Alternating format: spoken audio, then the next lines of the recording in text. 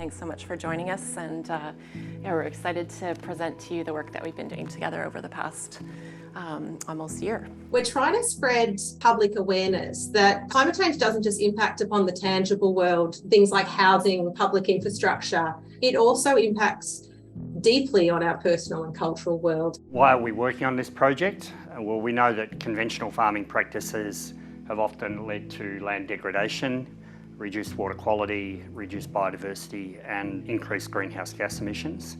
And regenerative agricultural practices have the potential to actually address many of those challenges. We're still trying to catch up in relation to how we support children and young people in engaging in climate action, both in their everyday lives and in wider movements.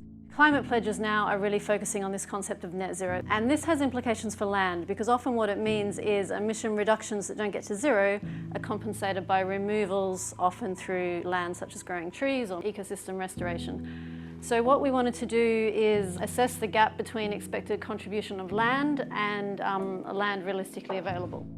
I am presenting a project that we've called the Land Gap Report. We're very grateful to have the MCF funding, which really kick-started this project. The Melbourne Climate Futures CRX funding and the confidence in this experimental project has proven to be crucial in starting to introduce a new paradigm in regional resilience discussions, particularly related to long-term precarious climate conditions such as drought.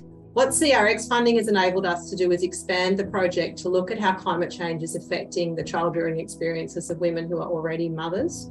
And we've chosen to focus our case study on the Gippsland region of Victoria, and it's both been at the forefront of recent climate-linked disasters, including fires and floods. And it's also a region with a history of coal mining and coal burning, so that we feel there's a sense of cultural tension in terms of both the causes and impacts of climate change in this region.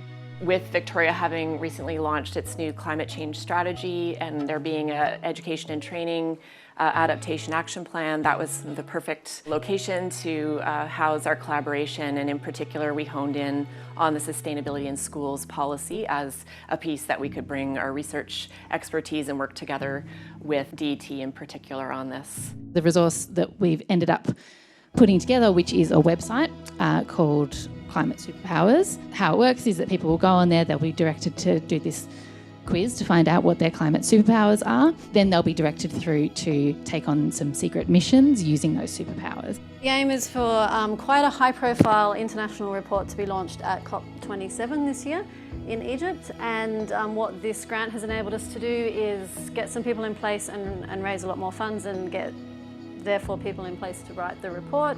And I'll probably leave it there, but I just wanted to finish by saying thank you for the CRX funding, and we're really excited about the next stages.